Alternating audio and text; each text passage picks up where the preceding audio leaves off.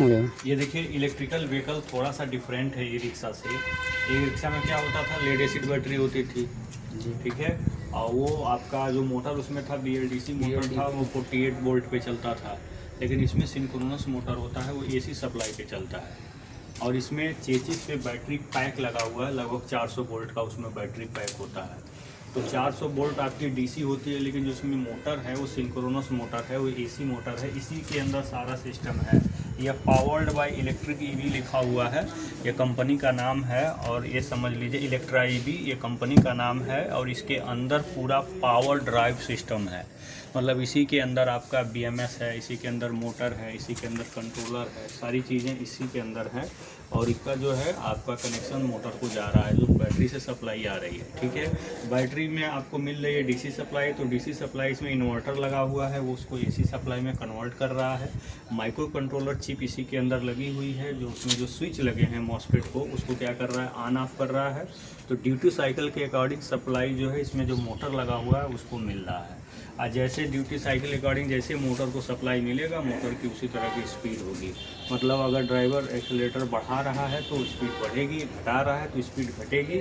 यानी कि कंट्रोलर से ही आपकी सप्लाई, कंट्रोलर जो है गवर्न करेगा इन्वर्टर को, इन्वर्टर उसी के अकॉर्डिंग सप्लाई मोटर को देगी, या फिर मोटर जो है स्पीड उसी के अकॉर्डिंग जो है मिलता है उसको। ये सारे सिस्टम यहाँ पे लगे हुए हैं इसी के अंदर। और इसी में क्या होता है, BMS होता है, जो बैटरी को पूरा मैनेजमेंट करता है, उसका सारा डाटा, सारा रिकॉर्ड रखता है। वो सारी चीज़ें इसी के अंदर रखी हुई हैं। बाकी ये सब कूलेंट वगैरह AC के लिए यूज हो रही हैं।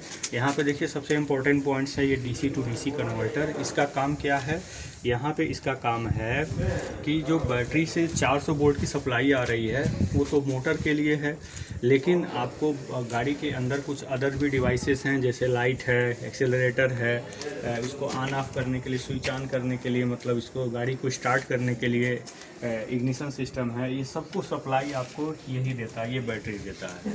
तो इसको चार्ज करने के लिए, इसको ऑक्सिलरी बैटरी कहते हैं, इसको चार्ज करने के लिए DC टू DC कन्वर्टर का इस्तेमाल किया जाता है। यह बैटरी पैक से सप्लाई ले करके लगभग 12 वोल्ट DC में कन्वर्ट करके और बैटरी को क्या करता है, चार्ज करता है। तो इसीलिए DC टू DC कन्वर्टर कहा जा रहा है, क्योंकि बैटरी से भी DC सप्लाई ले रहा है और DC सप्लाई दे भी रहा है, इसीलिए इसको DC टू DC कन्वर्टर कहा जा रहा है।